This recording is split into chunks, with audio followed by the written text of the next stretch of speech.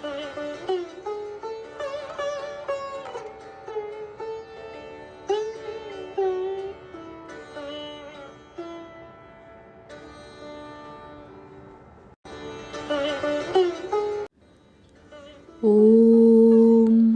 यथाग्निर्दाहिका शक्ति रामकृष्णे स्थिता हिया सर्वविद्यास्वरूपां तां शारदां प्रणमाम्यहम्। শ্রী শ্রী মায়ের কথা।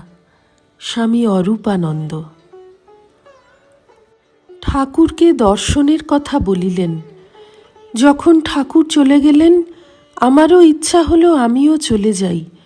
তিনি দেখা দিয়ে বললেন, না, তুমি থাকো, অনেক কাজ বাকি আছে। শেষে দেখলুম তাই তো, অনেক কাজ বাকি। তিনি বলতেন, কলকাতার লোকগুলো যেন অন্ধকারে পোকার মতো কিলবিল করছে, তুমি তাদের দেখবে।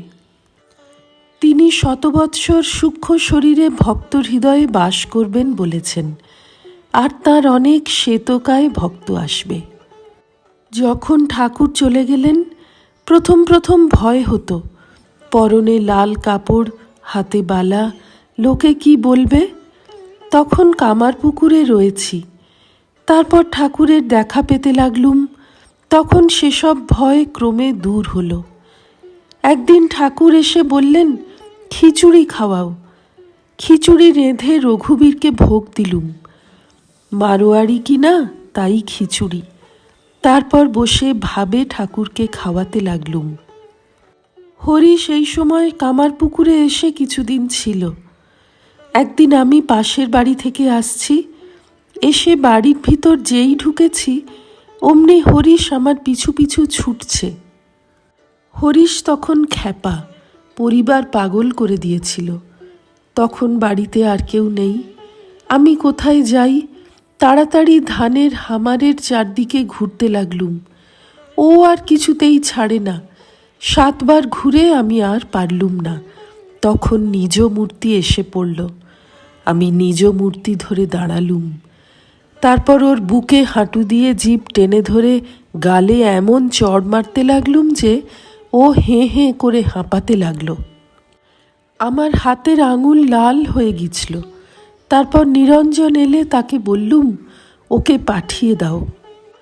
যোগিন মহারাজের কথা উঠিল। মা বলিলেন, যোগিনের মতো আমাকে কেউ ভালোবাসত না। আমার যোগিনকে কেউ যদি 8 আনা পয়সা দিত, সে রেখে দিত। বলতো, মা তীর্থে তীর্থে যাবেন, তখন খরচ করবেন। সর্বক্ষণ আমার কাছে থাকত। মেয়েদের কাছে থাকত বলে ওরা সকলে তাকে ঠাট্টা করত। যোগিন আমাকে বলতো, মা তুমি আমাকে যোগা যোগা বলে ডাকবে। যোগিন যখন দেহ রাখলে, সে বললে, মা আমায় নিতে এসেছিলেন ব্রহ্মা, বিষ্ণু, শিব, ঠাকুর। আমি মাকে বললাম, কোন কোন ভক্ত কে কে আমাকে বলতে হবে। মা, কাউকে না বলতে পারো? আমি, তা তুমি দেখবে যাতে কাউকে না বলি। বলিয়াই ভাবিলাম, হয়তো কাহাকেও বলিয়া ফেলিব, কথা রক্ষা হইবে না। তাই তখনই বলিলাম, তবে থাক। মা, যোগিনকে অর্জুন বলতেন, নরেনকে সপ্তর্ষি থেকে এনেছিলেন। ঈশ্বরকোটির পূর্ণ শরৎ আর যোগিন, এ দুটি আমার অন্তরঙ্গ। এইরূপ 2-1 জনের কথা আপনা হইতেই বলিলেন। শ্রী রামকৃষ্ণার্পণমস্তু।